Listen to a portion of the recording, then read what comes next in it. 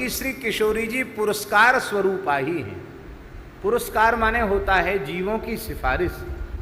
ये किशोरी जी रघुनाथ जी के निकट न हुए तो कोई जीव भगवत शरणागति का अधिकारी ही नहीं होगा।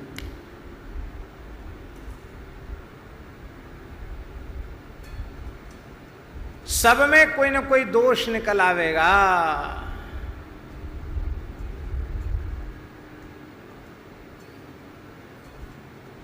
आप लोग कह सकते हैं कि जब विभीषण की शरणागति हुई तब जानकी जी राम जी के निकट कहाँ थी? नहीं थी। और विभीषण जी की शरणागति सफल हुई कि नहीं हुई? यह प्रश्न आप कर सकते हैं कि नहीं?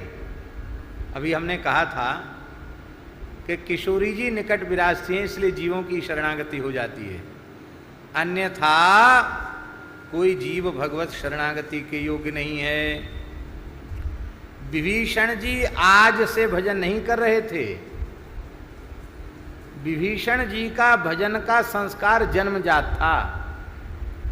इसलिए वाल्मीकि रामायण के उत्तरकांड में वर्णन है, जहां तीनों भाइयों ने कठोर तपस्या की है, रावण, कुंभकर्ण और विभीषण ने, ब्रह्मा जी दर्शन देने आए हैं, तो भगवान के चरण कमलों में अनुराग हो, मेरी बुद्धि कभी धर्म से विचलित न हो, ये वरदान विभीषण जी ने मांगा है। तो विभीषण जी का भजन का संस्कार, भक्ति का संस्कार बचपन से ही, बाल्यकाल से ही, और ब्रह्मा जी ने मांगने पर भी रावण को, कुंभकर्ण को अमरत्व नहीं दिया, और विभीषण को बिना मांगे ब्रह्मा जी ने कहा तुम्हें मैं अमरत्व प्रदान करता हूं, तुम जब तक नहीं चाहोगे तब तक तुम्हारा शरीर पूरा नहीं होगा, मैं तुम्हें अजर अमर बनाता हूं। विभीषण जी अजर अमर हैं। अभी भी 24वीं चतुर्युगी के त्रेता में राम जी का अवतार हुआ और ये 28वीं चतुर्युगी का कलयुग चल रहा है, लेकिन 24वीं चतुर्युगी के समय, त्रेता युग के समय, विभीषण जी जिस अवस्था में थे, युवावस्था में थे, वैसी ही युवावस्था में आज भी विराज रहे, अजर अमर।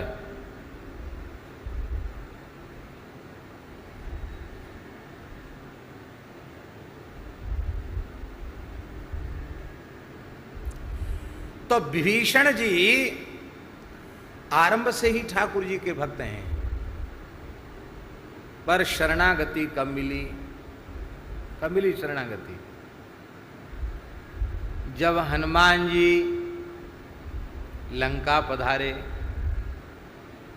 और जुगुति विभीषण सकल सुनाई, चले पवन सुत विदा कराई। ऐसा लगता है महाराज जी कि श्री जानकी जी विभीषण जैसे जीव पर कृपा करने के लिए ही लंका पधारी थी।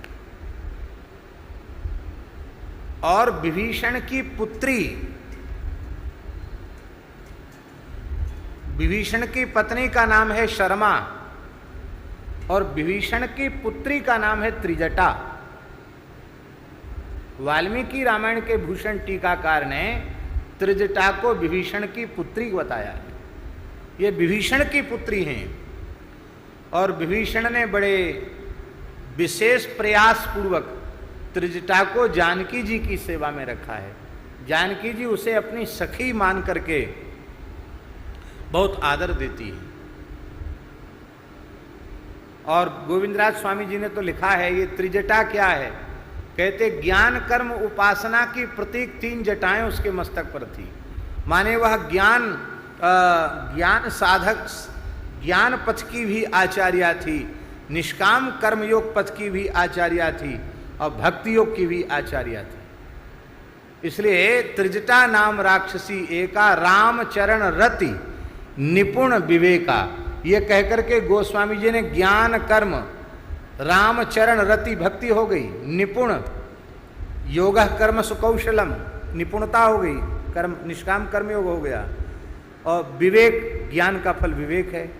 तो गोस्वामी जी भी संकेत में कह रहे हैं कि ज्ञान कर्म उपासना तीनों का आचार्यत्व करने वाली। तो विभीषण की शरणागति भी किशोरी जी की कृपा से ही सफल हुई।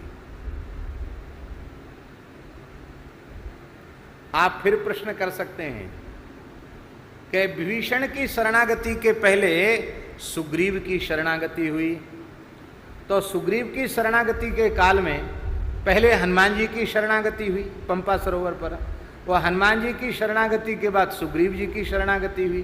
तो इन दो शरणागतियों में तो जानकी जी उपस्थित नहीं हैं, ये शरणागति कैसे हो गई? ये दोनों शरणागतियां भी श्री किशोरी जी की कृपा से हुई। कैसे? किशोरी जी जब जा रही हैं तो अपने श्रीअंग के कुछ आभूषण और वस्त्र उन्होंने ऊपर से गिरा दिए। तो अपने श्रीअंग के आभूषण और वस्त्र गिराकर मानव और बंदर भालुओं को उन्होंने कृपा करके स्वीकार कर लिया, अपने श्रीअंग का प्रसाद दे करके उन्हें अपना लिया। और जब किशोरी जी ने अपना लिया तो रघुनाथ जी को तो अपनाना था ही। जानकी जी को विशेष प्रयोजन से रघुनाथ जी को अलग करना पड़ा, विशेष प्रयोजन से। राम जी समझ गए कि ये हमारे निकट रहेंगी तो हमारी प्रतिज्ञा पूरी नहीं होने देंगी। निश्चरहीन करऊं मही भुज उठाय प्रण कीन, सकल मुनिन के आश्रमन जाए जाए सुख दीन। ये हमारी प्रतिज्ञा पूरी नहीं होने देंगी। कैसे? महद अपराधी जयंत,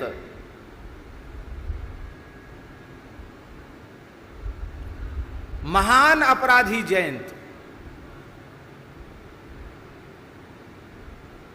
महाराज जी सामान्य अपराधी नहीं था,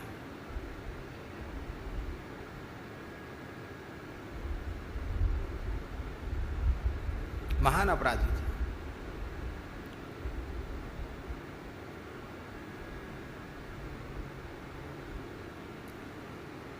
चित्रकूट में सिरसा वन एक स्थान है, भगवान श्री राम की महारास स्थली। तो राम जी के रास का दर्शन करने देवांगनाएं आई थी। उन देवांगनाओं के साथ जयंत की पत्नी भी आ गई। और जब लौट के गई तो जयंत ने पूछा अपनी पत्नी से, कहाँ गई थी? बोली भगवान की लीला देखने गई थी।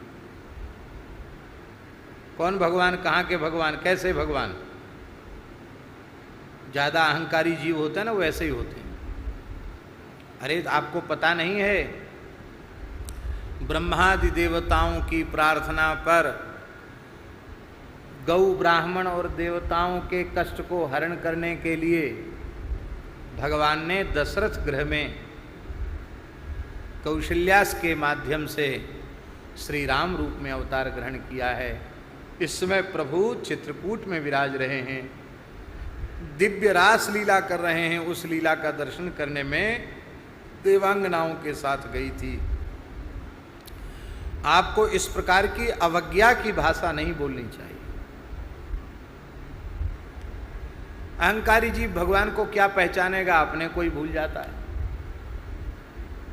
इसने कहा कि खबरदार, अब यहां से हमसे बिना पूछे गई तो हाँ सावधान हो जाओ। एक शर्त पर तुम जा सकती हो उनका दर्शन करने, पहले ये प्रमाणित हो जाए कि ये भगवान है। कैसे प्रमाणित होगा?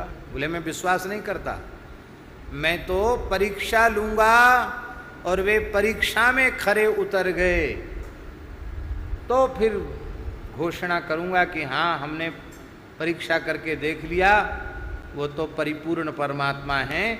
फिर तू भले ही चली जा, फिर तो मैं भी जाऊंगा श्रद्धापूर्वक, लेकिन पहले परीक्षा करूंगा।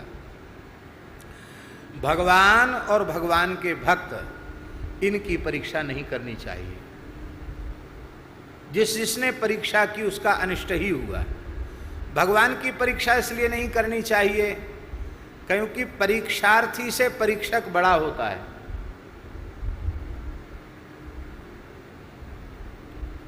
अब हमने मान लो प्राइमरी की परीक्षा दी, तो प्राइमरी की परीक्षा लेने वाला जो मास्टर होगा, हेड मास्टर होगा, वो प्राइमरी पढ़ा थोड़ा ही होगा, हैं? वो बीए में पढ़ा होगा कि नहीं होगा? तो परीक्षार्थी से परीक्षक योग्य होता है। परीक्षार्थी छोटा होता है, परीक्षक बड़ा होता है। तो अब बोलो भगवान से बड़ा कोई है? गीता जी में क्या कहा अर्जुन ने? हाँ, भ्यधिकः कुतोऽन्यः, आपकी बराबरी करने वाला कोई नहीं है, तो आपसे बड़ा तो कोई होगा ही कैसे? तो जब भगवान से बड़ा कोई है ही नहीं, तो भगवान की परीक्षा कौन करेगा? इसलिए जिसने भगवान की परीक्षा की उसको चक्कर पड़ गया। सती जी ने परीक्षा की तो कितना परिणाम उसका भोगना पड़ा। ब्रह्मा जी ने परीक्षा की ब्रज में तो कितने चक्कर ब्रह्मा जी को काटने पड़े, ऊपर से नीचे, नीचे से ऊपर, ऊपर से नीचे, नीचे से ऊपर, और बाद में जन्मांध बालक नाभा जी के रूप में ब्रह्मा जी को जन्म लेना पड़ा। जिन भक्तों के प्रति अपराध बना था, उन भक्तों का यश जब उन्होंने गाया भक्तमाल के रूप में, तब उस अपराध की निवृत्ति हुई।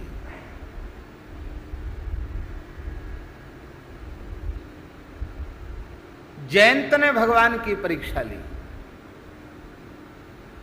अरे परीक्षा ही लेनी थी तो हंस बन के जाता ना, पर भगवान की परीक्षा लेने का विचार आते ही, भगवान की भगवत्ता में संदेह उत्पन्न होते ही वो कौआ हो गया, चांडाल पक्षी। देवराज इंद्र के पुत्र की बुद्धि मारी गई।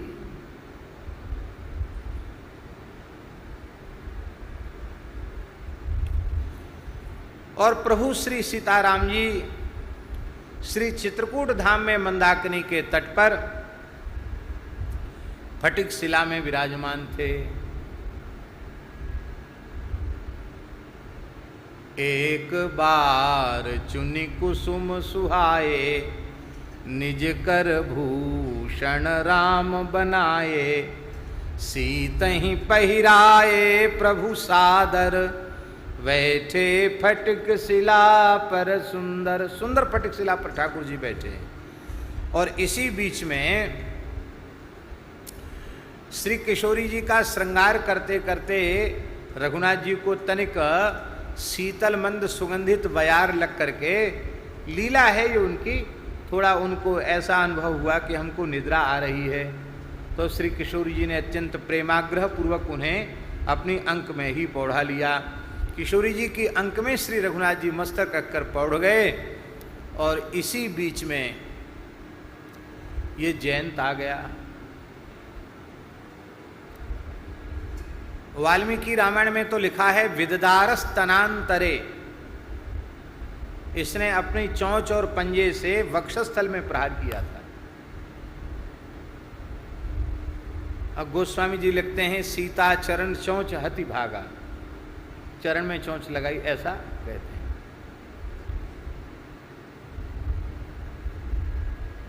पर वाल्मीकि में लिखा है विददारस तनांतरे। किशोरी जी उसको भगा रही थी पर वो मान नहीं रहा था। कुछ रक्त के बिंदु भगवान की श्रीअंग पर गिर गए, भगवान जगे। फिर भी किशोरी जी ने नहीं कहा कि किसी ने मुझे कष्ट दिया है। करुणामयी मां है ना। राम जी ने तनक भ्रुकुटी टेढ़ी करके कहा कि किस दुष्ट का दुस्साहस हुआ जो यहां तक उसने प्रहार किया। किशोरी जी तो कुछ नहीं बोली, मुस्कुराई। पर यह दुष्ट इंद्र का पुत्र जयंत चिढ़ाते हुए बोला कांव कांव। कहते ने चोरी फिर सीना जोरी। अपराध करके चिल्लाया, कर्कश स्वर में बोला। इसके पंजे में रक्त के कण, चोंच में रक्त के कण लगे थे। उसको देख करके रघुनाथ जी समझ गए कि इसी दुष्ट पक्षी का ये काम है। और भगवान तो सहज सर्वज्ञ हैं, वो पहचान गए कि ये कौआ नहीं है, ये तो इंद्र का पुत्र जयंत है। तो श्री रघुनाथ जी ने एक सींग ऐसे उठाई और उसी को छोड़ दिया, वही ब्रह्मसर बन गया। और वही ब्रह्मसर बन करके जयंत के पीछे लगा। तो काहू बैठन कहा न ओही, राखी को सके राम कर द्रोही। हमारे महाराज जी कहते थे कि पहले जयंत कभी जाते थे ना कहीं भी, तो देवराज के लड़के हैं, बड़ा भारी उनका स्वागत होता था। आइए बालभोग कीजिए, शरबत पीजिए, ऊपर बैठिए, खूब लोग स्वागत सत्कार करते थे। लेकिन आज किसी ने बैठने तक की नहीं पूछी। काहू बैठन कहा न ओही, किसी ने बैठने तक को नहीं कहा। क्यों? क्योंकि राखी को सके राम कर द्रोही। भगवान के द्रोही को कौन बचा सकता है? जहां जहां तक जयंत की गति थी वहां वहां तक वह गया, अपने पिता के पास भी गया, लेकिन सब ने उसको भगा दिया कि राम विरोधी की रक्षा करने की सामर्थ्य हमारी नहीं।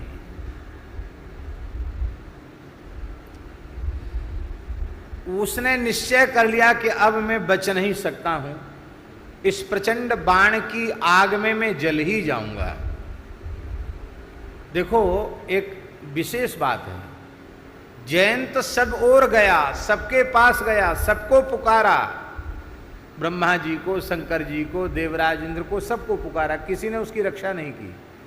पर श्री नारद जी को पुकारा नहीं, नारद जी की ओर देखा तक नहीं, प्रणाम तक नहीं किया। नारद जी ने अपनी ओर से जयंत पर कृपा की। नारद देखा विकल जयंता, लागी दया कोमल चित संता।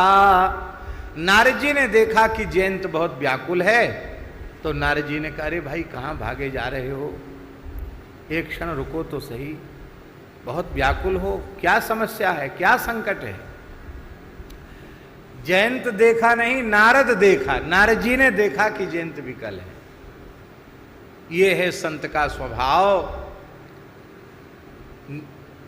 निज परिताप द्रवै नवनीता, पर दुख द्रवहि संत सुपनीता। संत हृदय नवनीत समाना, कहो कबिन पर कहा न जाना। निज परताप द्रवै नवनीता, पर दुख द्रवहि संत सुपनीता। नारद जी हंसने लगे कि तुम परीक्षा लेने गए थे, उनका प्रभाव देखने गए थे, तो प्रभाव तो तुमने देख लिया कि उनको तुम्हारे जैसे सामर्थ्यवान को भी दंडित करने में धनुष और तरकस की जरूरत नहीं है, धनुष पर प्रत्यंचा चढ़ाने की आवश्यकता नहीं है, वो तो एक सींक से ही तुम्हारे जैसों का काम तमाम कर सकते हैं। और प्रभाव देख लिया कि उनकी सींक में कितना प्रभाव है, और उनका प्रभाव कहाँ तक है। तुम्हें ब्रह्मा जी, शंकर जी, तुम्हारे पिता इंद्र, कोई नहीं बचा सका। तो प्रभाव तो तुमने देख लिया, और देखना हो तो बताओ। बोले नहीं, अब तो झिक गए, धाप गए, खूब बढ़िया से प्रभाव देख लिया, पूरे ब्रह्मांड में उनका प्रभाव है। पर बेटा जयंत, अब तुम उनका स्वभाव देखने उनके पास जाओ। अस स्वभाव कहूँ सुनऊँ न देखूँ, के ही खगेश रघुपति समलेख। उनका स्वभाव कैसा है? अद्भुत स्वभाव है। उनकी शरण में जाके तो एक बार देखो। जयंत ने कहा वे क्षमा कर देंगे। अरे तुम जाओ तो सही। तो महाराज जी, नारद जी के धक्का देने से जयंत आया, उसे विश्वास नहीं था। शरणागति के बारे में महाराज जी लिखा है शास्त्रों में, महाविश्वास पूर्वकम। शरणागति महाविश्वास पूर्वक होती है। सामान्य विश्वास की आवश्यकता नहीं शरणागति में, महाविश्वास। योग्य से योग्य पात्र का भी शरण्य के प्रति महाविश्वास नहीं है तो उसकी शरणागति सफल नहीं होगी। राम जी से योग्य पात्र और कोई दूसरा नहीं है। और राम जी विभीषण के कहने से समुद्र की शरण में गए, समुद्रम शरणंगता, समुद्र की शरण में गए, पर महाविश्वास पूर्वक नहीं गए, इसलिए राम जी की शरणागति विफल हो गई, सफल नहीं हुई।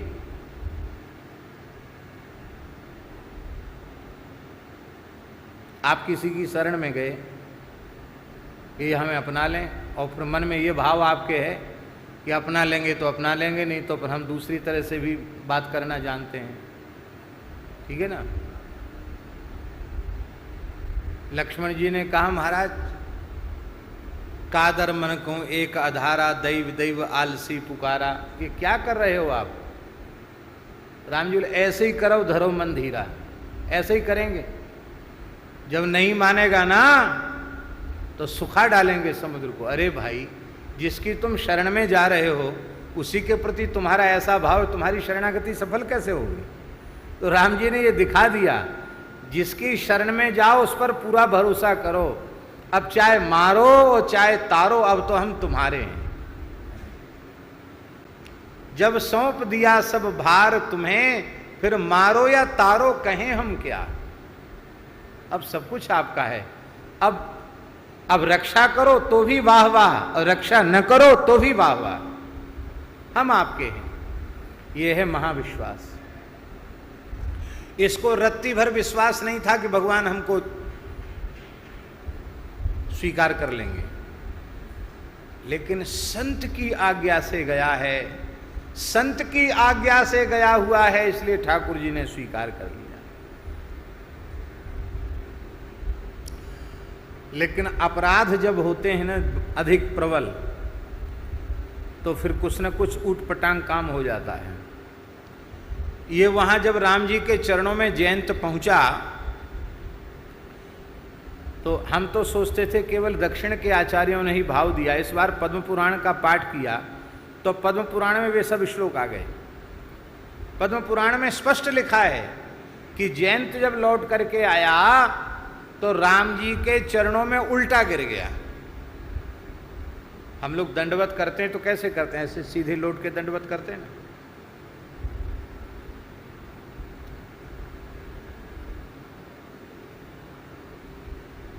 इसने सीधे लौट के दंडवत नहीं किया, उल्टा ऐसे है। पट्ट पड़ना चाहिए दंडवत में, चित्त पड़ गया। और दंडवत के समय जिसको हम प्रणाम कर रहे हैं उसकी ओर हमारा मस्तक होना चाहिए, विपरीत दिशा में पैर होने चाहिए। तो एक तो उल्टा पड़ा ये जाकर भगवान के सामने, और पैर भगवान की तरफ कर लिए और सिर दूसरी दिशा में कर लिया।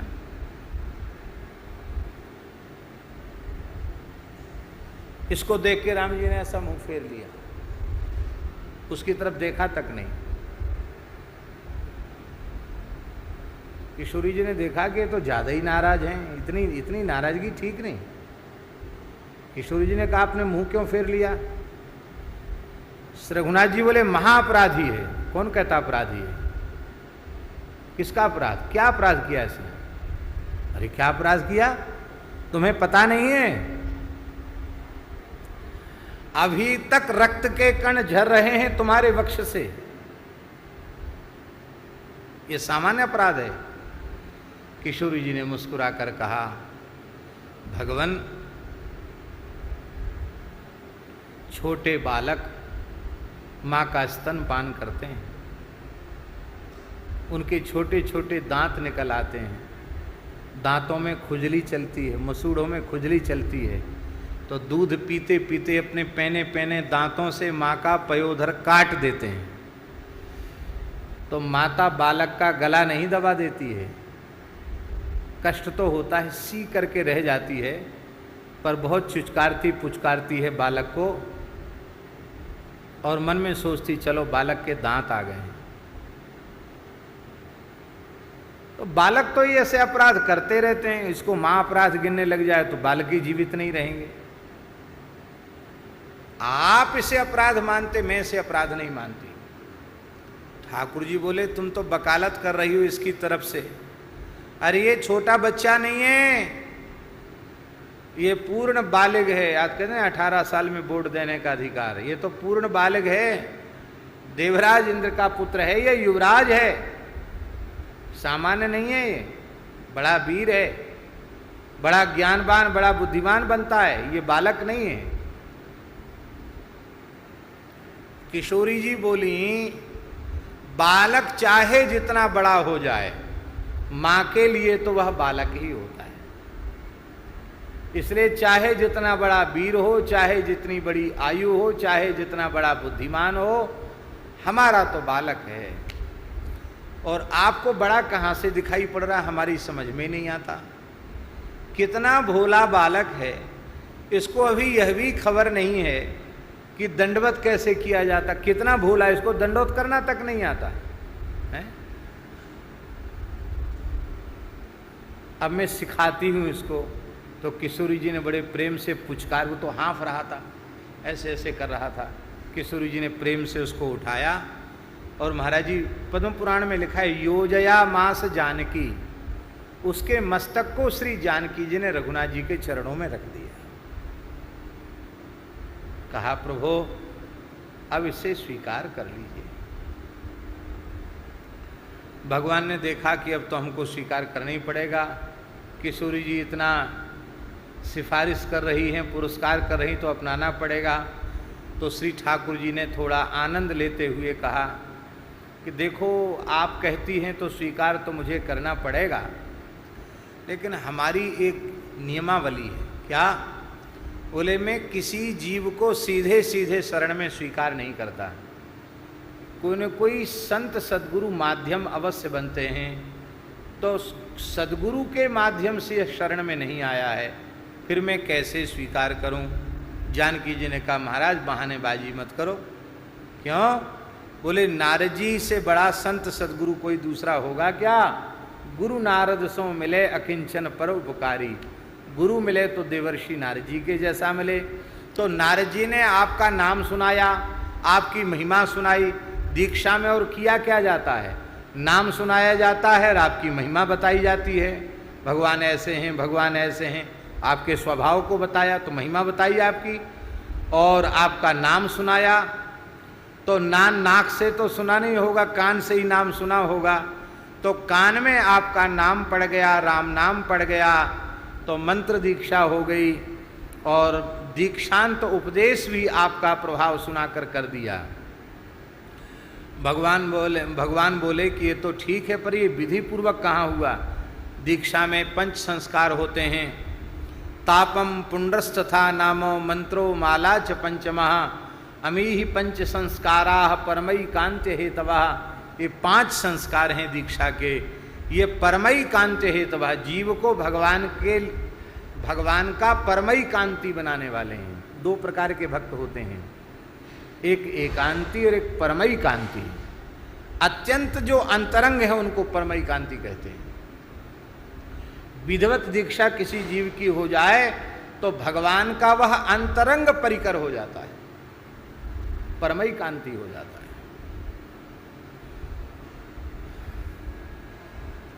उसमें पहला संस्कार है तापम, तप्त संस्कार। धनुर्वाण, शंख चक्र, इनकी मुद्रा धारण करना, इसको ताप संस्कार कहते हैं। राम जी बोले, ताप संस्कार इसका कहाँ हुआ? किशोरी जी ने कहा कि भगवान ये सारे शंख चक्र, धनुर्वाण, बंसी आदि के सारे चिन्ह हमारी उंगलियों में हैं, और मैंने स्वयं इसको स्पर्श करके उठाया है। तो इतनी, किसी को तो केवल धनुष बाण की, शंख चक्र की छाप लगती, हमारे कर कमल में न जाने कितने चिन्ह हैं, और मैंने उसको पकड़कर उठाया है तो सब छाप इसको लग गई, कोई छाप इसकी बाकी नहीं है। मृत्तिका से ऊर्ध्वपुंड्र तिलक किया जाता है, तीर्थ की रज से। तो चित्रकूट की पवित्र रज इसके मस्तक में लग गई है प्रणाम करते समय, तो इसका ऊर्ध्वपुंड्र संस्कार हो गया। और नाम संस्कार तो नारद जी ने कर ही दिया, राम नाम सुना ही दिया। तापम पुंड्रस्तथा नाम मंत्र, नाम दासांत नाम, ये आपका दास है, आपका दास बन के तो आया है। और मंत्र और माला, तो राम नाम सुन लिया तो मंत्र संस्कार हो गया। और माला संस्कार क्या हुआ? तो श्री जानकी जी ने कहा तुलसी मेरा ही स्वरूप है, मुझसे भिन्न नहीं है तुलसी। और जिस जीव का कंठ में स्वयं छू दूं उसका तुलसी संस्कार बकाया कहाँ रहा? मैंने इसकी ग्रीवा का स्पर्श किया है, इसलिए इसका तुलसी संस्कार भी हो गया। पांचों संस्कार इसके हो गए। अब इसको तो आपको अपनाना ही पड़ेगा। राम जी चुप हो गए, बोले अब तुम जो कहो सो करना ही पड़ेगा। बोलो क्या करें? बोले करो क्या, देखो कितना हाँफ रहा है, इसको थोड़ा हाथ फिराओ, कहो कोई बात नहीं, अब तुम निर्भय हो जाओ, शरणागत को अभय दिया जाता है, इसको अभय दान दे दो। राम जी ने कहा अभय दान तो मैंने दे दिया, लेकिन मेरी मर्यादा की रक्षा भी तो तुम्हें करनी पड़ेगी। मेरा बाण अमोघ है। मोघ शब्द का अर्थ होता है व्यर्थ, और अमोघ माने अव्यर्थ, जो व्यर्थ न जाए उसको अमोघ कहते हैं। तो अब इसको तो तुमने बचा लिया, ये बाण हमारा व्यर्थ हो जाएगा तो मेरी मर्यादा जाएगी। तो जानकी जी ने ये नहीं कहा कि इसकी एक आंख फोड़ दो। जानकी जी ने कहा ये मर्यादा आप कैसे बचाओगे, आपका विषय है, आप जानो। मेरे रहते हुए इसको दंड आप नहीं दे सकते हो, क्योंकि कुपुत्रो जायेत क्वचिदपि कुमाता न भवति। राम जी ने हिनस्तिस्म सदक्षिणम, वाल्मीकि रामायण में लिखा है, दाहिनी आंख भगवान ने उसकी, जय सिया राम, उस बाण का प्रयोग दाहिनी आंख पर कर दिया। किशोरी जी बोली महाराज बाण तो आपका सफल हो गया, एक आंख फोड़ दी, दाहिनी आंख आपने फोड़ दी, लेकिन लोग क्या कहेंगे कि जानकी जी का बेटा राम जी ने अपनाया, वो भी काना। तो आपने काना तो बेचारे को बना ही दिया। राम जी हंसने लगे, बोले हम ऐसे आशीर्वाद इसको देते हैं कि इतने जल्दी जल्दी आंख घुमाएगा कि कोई इसको समझ ही नहीं पाएगा कि इसकी एक ही आंख है। कौआ की एक ही आंख होती है, पर वो ऐसी होती है, इधर इधर इधर इधर इतनी जल्दी जल्दी घूमती है कि आप कह नहीं सकते कि कौन, दोनों आंख दिखाई पड़ती उसकी, है एक ही आंख, पर वही एक गोलक कभी इधर आ जाता, कभी इधर आ जाता, इधर इधर इधर इधर, इतने जल्दी जल्दी घूमता है कि पता नहीं चलता। तो काणत्व का दोष भी नहीं रखा। एक आंख क्यों फोड़ दी? भगवान ने मानो यह संदेश दिया कि युगल सरकार में दोनों को एक रूप मानो। हाँ, गिरा अर्थ जल बीच सम कहियत भिन्न न भिन्न, बंदौ सीता राम पद जिन्हि परम प्रिय खिन्न। युगल सरकार की दोनों की एक भाव से उपासना करो, ये भाव। राम जी समझ गए कि ये जब तक पास में रहेंगी ये किसी दुष्ट को मारने ही नहीं देंगी, कहेंगे हमारा बेटा है, ये तो शरण में आ गया। तो दुष्टों के विनाश की जो मैंने प्रतिज्ञा की वो तो